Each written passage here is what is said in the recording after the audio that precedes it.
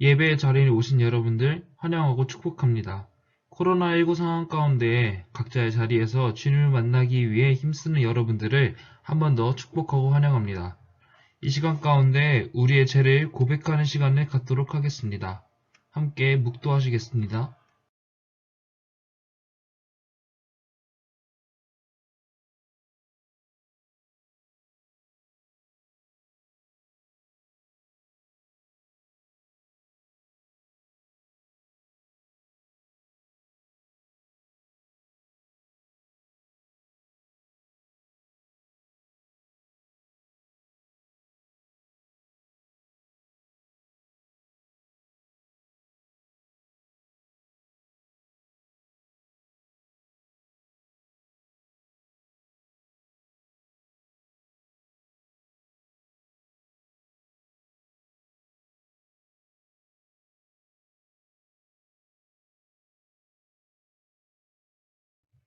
나는 전능하신 아버지 하나님, 천지의 창조주를 믿습니다. 나는 그의 유일하신 아들, 우리 주 예수 그리스도를 믿습니다.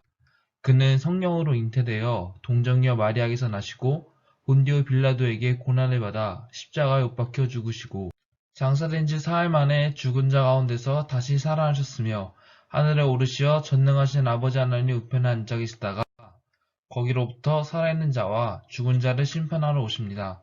나는 성령을 믿으며 거룩한 공교회와 성도의 교제와 죄를 용서받는 것과 몸의 부활과 영생을 믿습니다. 아멘. 함께 기도하겠습니다.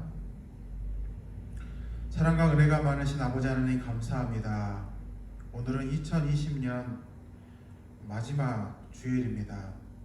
한 해 동안 건강하게 무사하게 저희 청소년 교회를 지켜주시고 어려운 시대에 예배가 멈춰지지 않게 하시고 계속해서 하나님 앞에 예배를 드리게 해주심에 참으로 감사를 드립니다. 한 해 동안 주님께서 부어주신 은혜들을 생각해 보면 참으로 많은 것들이 있습니다. 저희가 바라는 대로 필요한 모든 부분들을 하나님께서 최고의 것으로 채워주셨음을 고백합니다. 하나님 감사합니다. 주님을 더욱더 생각하면서 주님의 사람으로 살려고 했지만 그렇게 살지 못한 저희들을 불쌍히 여겨주시고 새해에는 주님께서 원하시는 귀한 자녀들의 삶을 살아갈 수 있도록 주님 도와주시옵소서. 주님께서 기뻐하시는 저희 청소년 공동체가 되도록 주님 은혜를 베풀어 주시옵소서. 감사드리고 예수님의 이름으로 간절히 기도합니다. 아멘. 하나님 말씀 함께 받겠습니다. 하나님의 말씀은 구약 성경 사무엘하 7장 1절부터 5절까지의 말씀입니다. 사무엘하 7장 1절부터 5절까지의 말씀, 구약 성경 473페이지에 있습니다. 다 찾은 줄 알고 한 목소리로 함께 읽겠습니다. 여호와께서 주위의 모든 원수를 무찌르사 왕으로 궁에 평안히 살게 하신 때 왕이 선지자 나단에게 이르되 볼지어다 나는 백향목 궁에 살거늘 하나님의 궤는 휘장 가운데 있도다. 나단이 왕께 아뢰되 여호와께서 왕과 함께 계시니 마음에 있는 모든 것을 행하소서 하니라. 그 밤에 여호와의 말씀이 나단에게 임하여 이르시되 가서 내 종 다윗에게 말하기를 여호와께서 이와 같이 말씀하시되 내가 나를 위하여 내 살 집을 건축하겠느냐. 아멘. 나에게는 소원이 있습니다 라는 제목을 가지고 하나님 말씀을 나누고자 합니다. 나에게는 소원이 있어요. 소원이. 어떤 소원일까요? 오늘 말씀을 보면요, 다윗이 굉장히 평화로울 때입니다. 안정감을 느낄 때예요.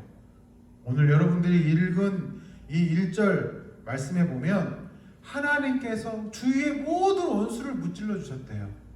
적이 없는 상황인 거죠. 그리고 왕궁에서 평안히 살게 하실 때 이렇게 기록하고 있어요. 다윗의 어떻게 보면 최전성기의 시대를 보내고 있다는 거예요. 다윗의 지금 나라가요 굉장히 안정되어 있음을 알 수가 있습니다. 사실 오늘 본문의 말씀은요, 다윗이 예루살렘 성을 정복한 이후에 다윗이 왕궁을 건설한 이후의 상황을 기록하고 있는 거예요. 사실 이 예루살렘 성은요, 난공불락의 요새입니다. 원래 처음에는 예루살렘 성이라고 부르지 않고 여부스의 성이라고 이야기를 했어요. 그리고 그곳은 해발 고도가 굉장히 높은 고지대의 성이었어요. 그러니까 산성이었죠. 그러다 보니까 어떻게 합니까? 정복하기가 굉장히 어려운 성이었어요. 그런데 이 다윗이 하나님의 도우심으로 말미암아 그 난공불락과도 같은 이 여부스 성을 점령하고 이름을 바꾸는데 사람들이 다윗성이라고 불렀어요. 그리고 이후에는 예루살렘 성이라고 칭하게 됩니다. 그 이후에 다윗이 자신을 위해서 커다란 왕궁을 지어요. 왕궁을. 성을 짓는다라는 거죠. 왕궁을 짓는다라는 건 어떤 의미를 가지고 있죠? 그 나라가, 그 왕국이 이제 안정기에 접어들었다라는 것을 보여주는 겁니다. 왕권이 강화된 거잖아요. 그런 시대에 지금 다윗의 이야기를 담고 있어요. 그런 시대에 다윗의 소원은 무엇이었을까요? 그런 시대의 다윗의 소원. 나에게는 소원이 있습니다. 사실요, 여기까지 올 때까지 다윗은 굉장히 어려운 삶을 살았어요. 그렇잖아요. 다윗이 초대 이스라엘 왕이 아니었어요. 두 번째 왕입니다. 첫 번째는 사울 왕이었는데 이 사울 왕이 처음에는 하나님 말씀대로 잘 살았어요. 그런데 왕이 되고부터는 마음에 교만함이 생기는 거예요. 자꾸 하나님이 아닌 자기 뜻대로 살려고 하는 거예요. 그러다 보니까 하나님 말씀대로 안 살고 자기 뜻대로 이 나라를 운영해 가기 시작하는 겁니다. 결국 어떻게 됩니까? 하나님께 버림을 당하게 돼요. 그래서 하나님께서 이 다윗을 사용해서 다음에 왕으로 삼으려고 하니까 이 사울 왕이 질투의 왕이잖아요. 어떻게 합니까? 다윗을 죽이려고 했어요. 처음에는 자기 딸도 주고 하면서 어떻게 보면 자기 사위였는데 이 권력 앞에는 가족과도 나눌 수 없는 거예요. 그래서 다윗을 죽이려고 하니까 다윗이 어떻게 했죠? 막 광야를 전전하면서 적국의 나라에 막 가서 미친 사람처럼 살면서 그렇게 자기 자신이 굉장히 힘든 세월을 보냈어요.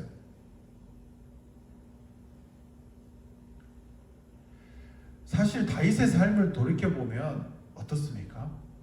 굉장히 볼품없는 사람이었어요. 굉장히 배경이 없는 사람이었습니다. 가족으로부터도 버림받은 사람이었어요. 이 말제라고 하는 것은 이 막내였는데 사람 취급을 못 받았어요. 그래서 위험하다는 그 목축업을 하게 된 거예요. 그 어린 소년이 광야에서 양을 치었던 거예요. 힘든 일이죠. 곰이나 사자나 늑대가 오면 어떻게 해요? 목숨 걸고 양을 지켜야 되는 일을 하는 거예요. 어찌 보면 이 다윗의 믿음이 자라날 수밖에 없는 상황에서 산 거예요. 하나님 지켜주십시오. 오늘도 야생 가운데 제가 던져졌습니다. 오늘은 곰들이 이 양들을 잡아가지 않게 하십시오. 이 늑대들이 양을 채가지 않게 하십시오. 그 크고 놀라운 사자가 오지 않게 해주십시오. 그러면서 어떻게 하나님을 더욱더 의지할 수밖에 없는 상황 가운데서 다윗은 살았던 거예요. 그러나 겉으로 보면 어때요? 굉장히 힘든 삶을 살았어요. 그랬던 다윗을 하나님 어떻게 하셨죠? 왕으로 삼아주셨어요. 왕으로. 그렇게 보잘것없는 다윗을 하나님이 명예도 주시고 권력도 주시고 다 주셨어요. 절대 무찌를 수 없을 것 같았던 블레셋과의 전쟁에서 크게 승리를 하게 하셨고 골리앗을 무찌르면서 이락 스타덤에 오르잖아요.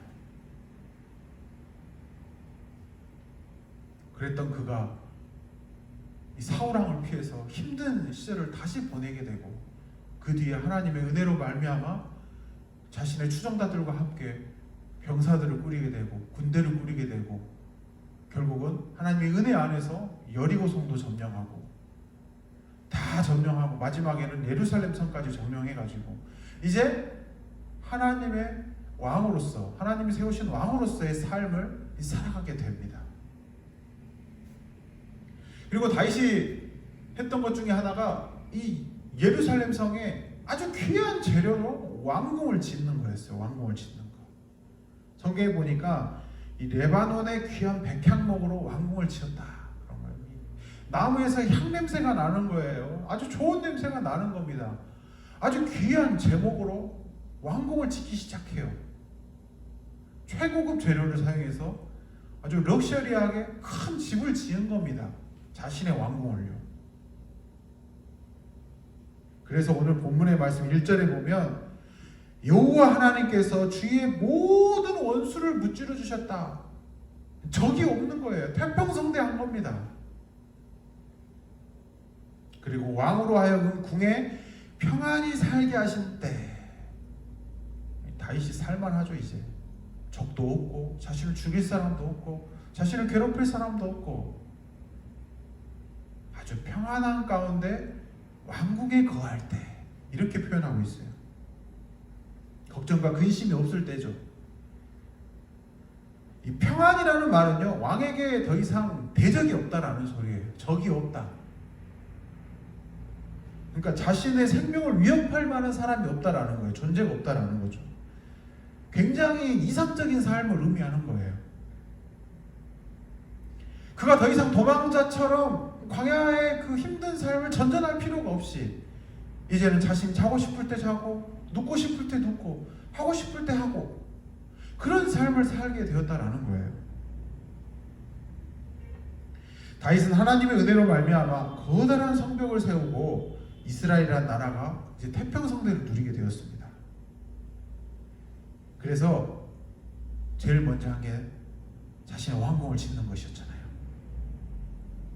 근데 다윗이요, 이 왕궁을 지어놓고 그 거대한 성 위에서 이스라엘 땅을 내려다보는데 한 곳이 눈에 보여요. 그게 뭐였냐면 하나님의 성막이 눈에 보였습니다.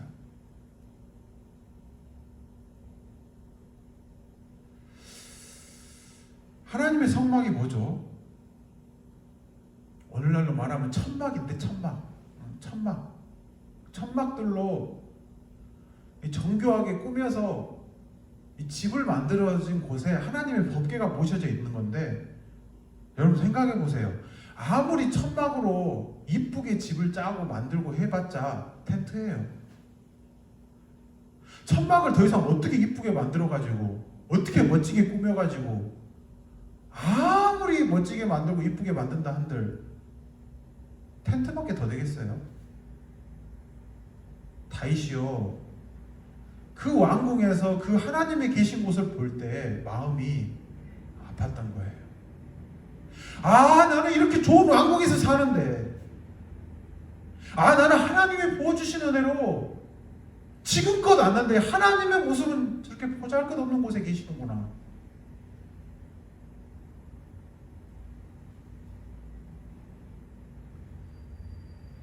자신은 거대한 궁전에서 아주 최상층 타워 팰리스 위에서 내려보는데 하나님의 집은 텐트였어요. 텐트. 천막 가운데 하나님의 법궤가 놓여 있는 거예요. 그것을 볼 때 다윗의 마음에 소원이 하나 생겼습니다. 그게 뭐냐면, 하나님, 내가 하나님의 집을 지어드릴게요. 하나님께서 나에게 이렇게 은혜를 부어주시고 내 삶을 이렇게 바꿔주셨는데, 하나님, 내가 하나님의 집을 지어드릴게요. 이게 다윗의 소원이었어요. 자신은 이 향내나는 이 백향목 궁에서 평안히 살고 있는데 하나님은 저렇게 비천한 곳에 계시다는 것을 본 순간 다윗의 마음이 너무 아팠던 거예요. 그래서 다윗이 선지자 나단을 부릅니다. 선지자야, 나는 이렇게 좋은 궁에 사는데 하나님의 집이 보기 너무 안 좋습니다. 내가 하나님의 집을 지어볼까 합니다. 나단이 뭐라고 해요? 하나님의 왕과 함께 하시니, 하나님의 왕과 함께 하시니 왕의 뜻대로 하소서. 그날 밤에 하나님께서 나단 선지자에게 찾아오세요. 사실 오늘 이 사무엘하 7장 1절부터 17절까지 다 읽어야 되는데 그렇게 되면 너무 오랜 시간이 걸다 보니까 제가 5절까지만 읽었는데 여러분들은 17절까지 한번 다 읽어보세요. 1절부터 17절까지. 나는 이렇게 좋은 집에 거하거늘 하나님의 집은 저렇게 초라하구나. 결국 다윗은 하나님의 집을 짓기로 마음을 먹어요. 여호와께서 주의 모든 원수를 무찌르시고 왕으로 궁에 평안히 살게 하신 때 왕이 선지자 나단에게 이르되 볼지어다 나는 이렇게 좋은 왕궁에 살거든 하나님의 집은 저렇게 볼품이 없다. 내가 하나님의 집을 지어주기를 원한다. 왕이시여 하나님께서 당신과 함께 계시니 당신이 원하는 뜻대로 하소서. 전쟁과 죽음의 기로에서 치열하게 살았던 다윗에게 평화로운 날들이 찾아왔잖아요. 하나님의 은혜로 나라가 안정됐어요. 온 국민이 편하게 삽니다. 이제야 제대로 된 왕이 나타났어요. 그런 상황에서 다윗이 하나님을 찾았어요. 다윗이요 참으로 대단한 게요 그 모든 것을 하나님의 은혜로 여겼다고 말하고 있어요. 이건 내가 한 게 아니에요. 하나님이 하셨어요. 지금까지 나의 삶을 돌아보니까 이건 내가 한 게 아니네요. 내 능력이 아니었어요. 내가 잘나서 그런 게 아니었습니다. 하나님께서 하셨습니다. 많은 사람들은 어떻죠? 조금만 뭐가 잘 풀리고 조금만 잘 되면 내가 잘해서 내가 잘해서 그랬지. 나 능력 있는 사람이야. 내 능력으로 다 했지 뭐. 물론 누군가 도와줬겠지. 그래도 내 능력으로 했어. 내가 했어. 어깨에 힘 빡 들어가고 자기 자랑하기 바쁠 텐데 다윗은 그렇지 않았다라는 거죠. 실제로 다윗이 실력이 있었음에도 불구하고 어떻게 했어요? 하나님께서 하셨다고. 하나님께서 인도하셨다고. 그렇게 겸손하게 표현하잖아요. 이 모든 것이 하나님의 은혜였다고 고백하고 있어요. 여러분 이건 굉장히 놀라운 믿음입니다. 우리가 잘 될 때 하나님께서 해주셨어요 라고 말할 수 있는 사람이 과연 몇 명이나 될까요? 대다수의 사람들은요 최고의 순간에 자기가 영광을 받아버려요. 이렇게까지 결과를 내셨는데 소감이 어떻습니까? 물어보면 감사합니다. 그러면서 그 영광에 취해가지고 자신이 영광을 다 받아버리잖아요. 그런데 어떤 사람들은 하나님께서 함께 해주셨습니다. 제가 한 게 아니고 하나님께서 해주셨어요. 이렇게 고백하는 사람들이 있잖아요. 다윗도 마찬가지였던 거예요. 하나님께서 해주셨어요. 사실 고난 가운데서는요 하나님을 찾기가 쉽습니다. 그렇죠. 고난 가운데 있으니까 하나님 도와주세요 그러면 찾을 수 있어요. 그런데 자신이 최고로 전성기에 있을 때 최고로 잘 될 때 하나님을 찾는 사람은 드물어요. 없을 때는 하나님을 찾기가 수월해요. 왜? 없으니까. 가진 게 없으니까 하나님 주시라고 요구하잖아요. 그런데 가진 게 많을 때 하나님 감사해요 하는 사람은 드물어요.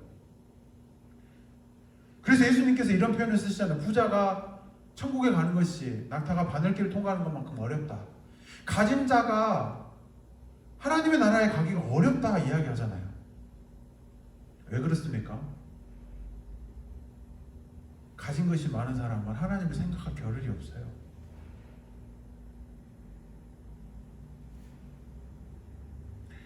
어쩌면 같은 맥락에서 이해가 될 수 있을 것 같아요. 그런데 오늘 말씀해 보니까 다윗은 평안한 시기에 가장 좋을 때에 하나님을 찾았다 이렇게 하고 있어요. 오히려 그 전보다도 더 진하게 하나님을 찾았어요.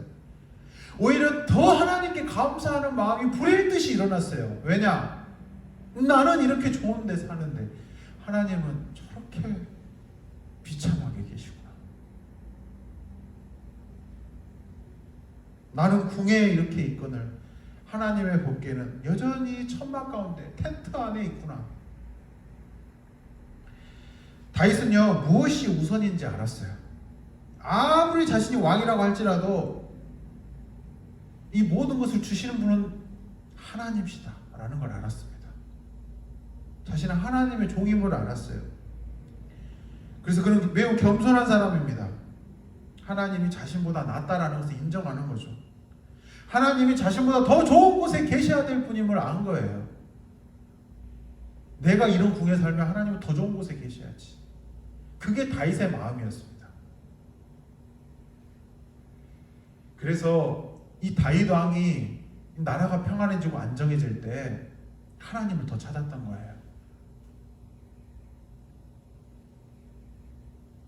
시편 132편 1절과 5절을 보면요, 이 다윗의 마음이 거짓이 아니었다는 걸 알 수가 있어요. 거기에 뭐라고 되어 있냐면요, 하나님의 집이 지어질 때까지 내가 평안히 침상에 눕지 않겠다, 그런 표현이 있어요. 하나님의 집이 제대로 지어질 때까지 내가 평안히 침상에서 눕고 평안히 생활하지 않겠다. 하나님의 집도 없는데 지금 내가 내 집에서 편하게 살겠냐, 이렇게 말하고 있다라는 거예요. 다윗의 진정성이 느껴지죠. 그래서 그런 걸 보면요, 다윗 왕이 사울 왕과 어떤 부분에서 달랐는지를 알 수가 있어요. 사울은요, 왕이 된 뒤에요, 하나님의 입장을 생각하지 않았습니다. 오히려 자신의 왕권을 더 강화하기 위해서 수많은 사람들을 죽였고요, 자신의 권력을 유지하기 위해서 하나님의 뜻을 멀리했어요. 지금껏 하나님의 은혜로 왕이 됐음에도 불구하고. 그러나 다윗은 어떻죠? 그렇지 않았어요. 어떻게 하면 내가 하나님을 더 잘 모실 수 있을까? 어떻게 하면 내가 하나님의 뜻에 따라 이 나라를 다스릴 수 있을까? 어떻게 하면 하나님의 집을 더 멋지게 지어드릴 수 있을까? 결국 다윗은요, 이 마음을 가지고 자신의 소원을 이 선지자에게 말해요. 내가 하나님의 집을 좀 지어줬으면 좋겠습니다. 왕이시여, 당신의 뜻이 참으로 좋습니다. 하나님께서 당신과 함께 하시는데 당신이 하고 싶은 대로 하십시오.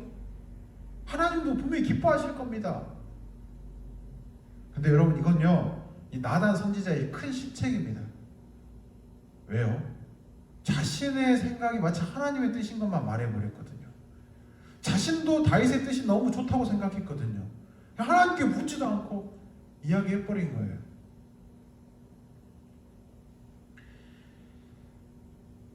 다윗의 성전에 대한 마음, 다윗의 하나님의 집에 대한 마음, 그 소원이 곧 하나님의 뜻에 부합된 줄 알았어요.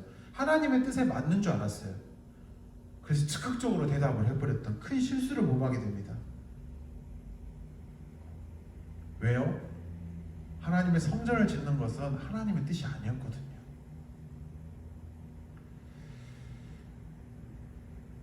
나단 선지자가 다윗을 향해 그렇게 말했고 의견에 동참한 그날 밤에 하나님께서 나단 선지자를 찾아오셨어요. 다윗을 책망하기 위해서 찾아오셨을까요? 아니에요. 하나님께서 너무 기뻐가지고 찾아오셨어요. 하나님께서 막 감동받아가지고 찾아오셨어요.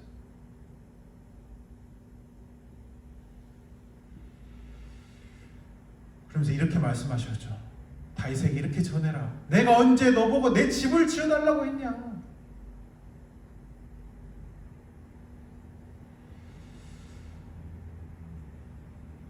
그 밤에 여호와의 말씀이 나단에게 임하여 가라사대 내가 다윗에게 가서 이렇게 말하라. 여호와의 말씀이 내가 나를 위하여 나의 거할 집을 건축하겠느냐.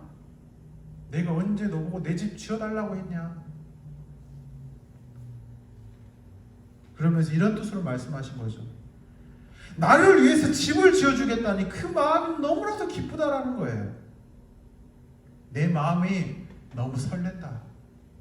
아버지의 마음이죠. 내 마음이 너무 즐겁다. 그래서 하나님께서 이렇게 말씀하세요.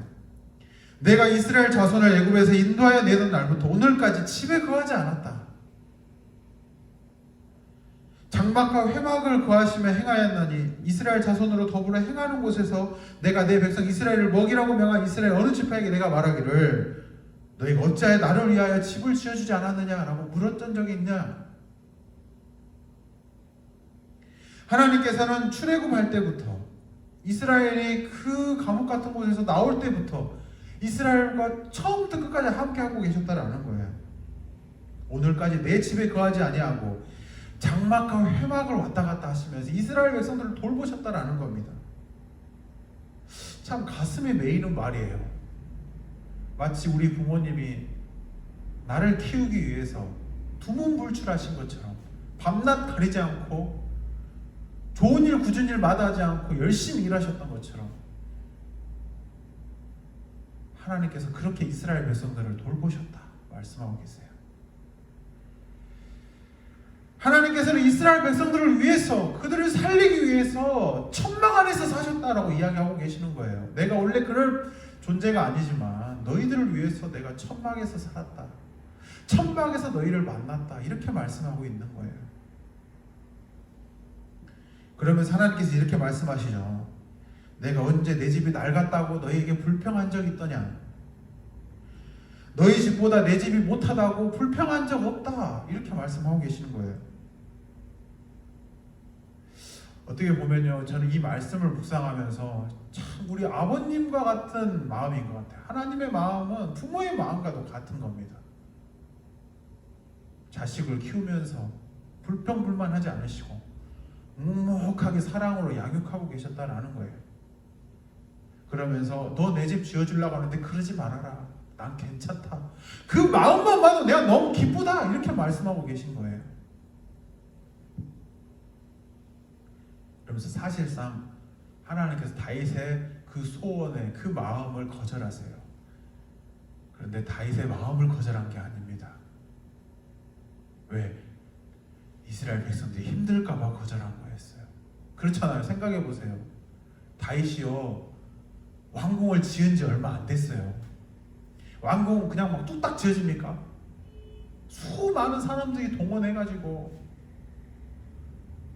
수많은 사람들이 노역에 해가지고 밤낮 망치 두들겨가지고 그 큰 건물 왕궁을 지었잖아요. 근데 몇 년 되지도 않아, 며칠 얼마 지나지도 않아가지고 또 큰 공사를 한다고 하면 어떻겠어요? 그러니까 하나님 그걸 아시고 다윗에게 너 그러지 말아라, 괜찮다, 나는 네 마음만 받을게, 이렇게 말씀하고 계신 거예요. 하나님께서는요, 집의 크기에 좌우되는 분이 아니세요. 여러분 그거 아세요? 여러분들은 몇 평의 집에 살고 계신가요? 하나님의 법궤가 있는 이 지성소의 넓이가 어느 정도냐면요, 6평밖에 안 돼요. 6평. 6평밖에 안 된대요. 6평 미만이래요. 놀랍지 않습니까? 하나님이 거하셨던 공간이 6평이었대요. 6평.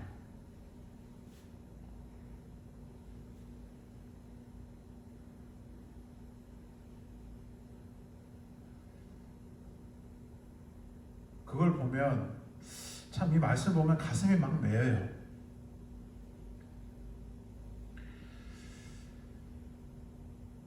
사람은요, 자신이 어떤 집에 사느냐가 자신을 보여주는 척도가 되잖아요. 좋은 동네에 살고, 좋은 집에 살고, 좋은 차를 타고, 회사 내에서도 좋은 직급이 있어야 되고, 위에 있어야 되고, 그게 자신을 나타내 주는 거잖아요.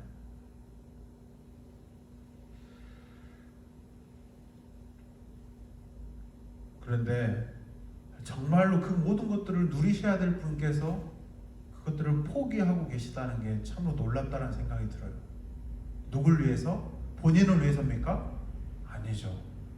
사랑하는 이스라엘 백성들을 위해서, 그리고 저와 여러분들을 위해서 포기하고 계시다라는 거예요.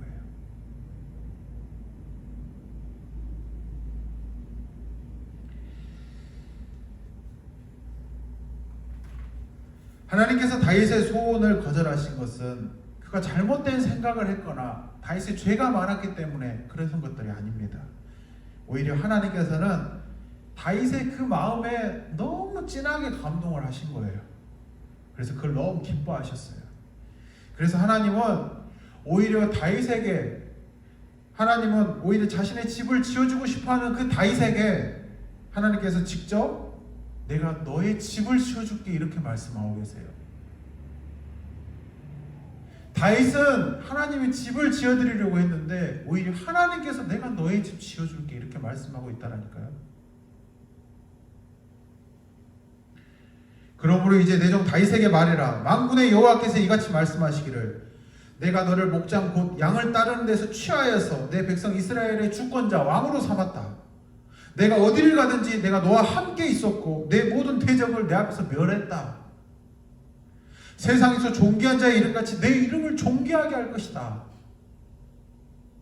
천한 일개 목동이었던 다윗을 왕으로 삼아주셨고 그 다윗의 모든 적들을 하나님께서 멸해주셨고 수많은 권력자의 권세의 이름 위에 있듯이 존귀한 자로 다윗을 하나님께서 세워주시겠다 이렇게 말씀하고 있는 거예요. 그뿐 아니죠. 하나님께서는 다윗에게 영원한 평화에 대해서 약속을 하십니다. 뿐만 아니라 하나님께서는 다윗을 위하여 집을 지어주시겠다 말씀하고 계세요. 내 수완이 차서 내 조상들과 함께 네가 잘 때에 내가 내 몸에서 날 자식을 네 뒤에 세워가지고 그 나라를 견고하게 하겠다. 왕에게 있어서 이만큼 큰 축복이 있을까요? 그 왕이 죽은 뒤에 사후에 자신의 후손들로 세워질 그 나라를 하나님께서 견고하게 지켜주시겠다 이렇게 말씀하고 계신다는 게 얼마나 큰 축복인 줄 몰라요.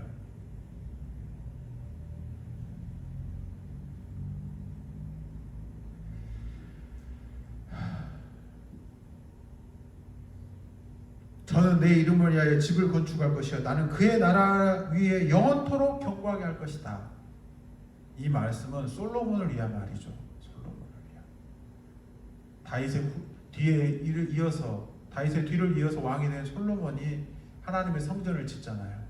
그리고 하나님께서 그 성전에 영원히 거하시면서 이스라엘을 지켜주시겠다 약속하고 계신 거예요. 그러면서 15절 16절의 말씀이 이렇게 되어 있죠. 내가 내 앞에서 패한 사울에게서나 내 은총을 빼앗았던 것 같이 너에게 하지 않겠다. 너의 후손들에게 하지 않겠다. 이렇게 말씀하고 있어요. 내 집과 내 나라가 내 앞에서 영원히 보존되고 너의 이가 영원히 견고하게 될 것이다. 누구의 약속입니까? 하나님의 약속이에요. 사실상 다윗에게 이보다 더 큰 축복은 없겠죠. 그 어떤 것과도 바꿀 수 없는 축복을 하나님께서 주시겠다고 약속하고 계세요. 사랑하는 친구들, 이 다윗은요 하나님을 진심으로 사랑했습니다. 진정으로 사랑했어요. 자신은 그 좋은 백향목 궁에 있었고 하나님이 텐트 안에 계시다는 그 사실이 그 자신으로서 너무 부끄럽고 죄송했어요. 하나님 앞에. 그래서 하나님이 집을 짓기로 결심했어요. 그러나 하나님은 다윗에게 오히려 거절했어요. 괜찮다. 네 마음만 받을게. 대신에 네가 내 집 지어주려고 했던 것처럼 나도 너의 삶과 인생과 내 후손과 네 나라를 지켜줄게. 너를 위해서 내가 집을 지어줄게. 멸망하지 않는 집을 지어줄게. 이게 하나님의 약속이었습니다.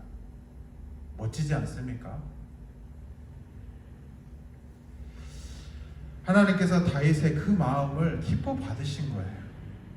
사랑하는 친구들, 힘들고 아쉬울 때만 하나님을 찾는 것이 아닙니다. 내 인생의 황금기 같은 시기에 내 인생이 기쁠 때 그 기쁨을 하나님 앞에 나눌 수 있는 사람이 되세요. 너무나도 좋은 곳으로 가득할 때에도 하나님을 찾는 저와 여러분들이 되었으면 좋겠습니다. 다윗과 같이 그 마음의 소원이 하나님의 집을 지어주기를 원하는 사람들이 되기를 원해요. 내 물질을 들여가지고 뭐 보이는 건물을 지으라는 의미가 아닙니다. 성경이 이렇게 말하고 있죠. 성령이 너희 안에 거하니 하나님이 너희 안에 거하니 너희가 하나님의 성전인 줄 알지 못하느냐 이렇게 말씀하고 있어요. 우리가 하나님을 믿음으로 성령 하나님 우리 안에 계시니까 우리가 곧 하나님의 집이다 이 말이에요. 그러면 이 말씀을 적용해서 한번 생각해 봐요. 나는 하나님을 위해서 어떤 집을 지어가고 있는가? 내 마음과 내 삶과 내 생각은 하나님을 위해서 어떻게 살아가고 있는가?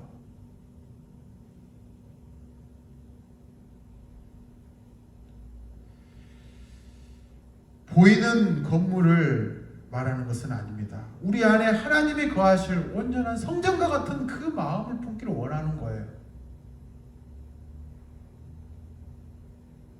더럽고 추악한 마음 가운데 텐트가 같은 곳에 하나님을 모시는 게 아니라 정말 하나님께서 기뻐하시는 그 곳에 하나님을 모셔드릴 수 있는 저와 여러분들이 된다면 얼마나 기뻐하실까요? 그런 마음으로 우리가 하나님 앞에 설고 하나님 앞에 살아갈 때 하나님께서 우리의 인생을 돌봐주신다고 약속하고 계세요. 네가 내 집을 지어주기 원하느냐? 나도 너의 삶을 지어주겠다. 너의 인생을 책임져주겠다. 너를 위해서 내가 집을 지어줄게. 여러분, 오늘은 2020년의 마지막 주일입니다. 이제 다음 주부터는 새해죠, 새해. 새롭게 시작합니다. 2021년도에는요, 하나님의 마음에 합한 사람, 그래서 오늘 말씀처럼 하나님의 집을 지어주기 위해서 노력하는 사람들이 되었으면 좋겠어요. 그럴 때 하나님께서 우리의 인생을 들어서 아주 귀하게 사용하게 되실 줄 믿습니다. 여러분의 앞날 위에 영원토록 함께 하실 하나님, 그 하나님을 저는 기대합니다. 우리 같이 고백해 볼까요? 나에게는 소원이 있습니다. 하나님, 나에게는 소원이 있어요. 나는 하나님의 거하실 집을 짓는 것입니다. 저는 하나님의 집을 지어드리고 싶습니다. 이 말씀이 저와 여러분들의 말씀이 되기를 소원합니다. 기도하겠습니다. 사랑과 은혜가 풍성하신 하나님 감사합니다. 한 해 동안 건강하게 지켜주시고 하나님의 은혜 안에서 무탈하게 한 해를 마무리하게 해주심에 참으로 감사를 드립니다. 오늘 말씀과 같이 다윗처럼 우리가 하나님의 거할 귀한 집을 지어드리기를 원합니다. 하나님이 다윗의 마음을 기뻐하셔서 그의 인생을 지켜주시고 돌봐주시고 책임져 주신 것처럼 저희들도 다윗과 같이 귀한 마음을 품기를 원합니다. 우리만 잘 먹고 잘 지내는 것이 아니라 이 은혜를 허락해 주신 하나님을 생각하며 기쁨과 감사로 기억하기를 원합니다. 우리의 마음이 우리만을 위한 자리가 아니라 하나님이 거하실 크고 넓은 집을 짓게 하여 주옵소서. 우리 삶 가운데 늘 함께 해 주시고 우리의 인생이 하나님께서 기뻐하시는 인생들로 살아가게 하여 주옵소서. 새로운 한 해를 기대하며 하나님 앞에 맡겨드리기를 원합니다. 하나님, 저희의 삶과 인생을 인도하여 주옵소서. 이 시간 빈손으로 나오지 아니하고 마음과 정성을 모아 하나님 앞에 드리는 귀한 예물 위에 하나님 축복하여 주시고 이 예물이 전달되어지는 곳마다 이웃의 즐거움과 기쁨이 넘치게 하여 주옵소서. 이 모든 기도를 예수님의 이름으로 간절히 기도하오며 지금은 우리 구주 예수 그리스도의 은혜와 하나님 아버지의 무한하신 사랑하심과 성령님의 동행하심이 하나님의 집을 지어드리기를 원하는 사랑하는 우리 모든 친구들 위해 영원토록 함께 하옵시기를 간절히 축원하옵나이다. 아멘.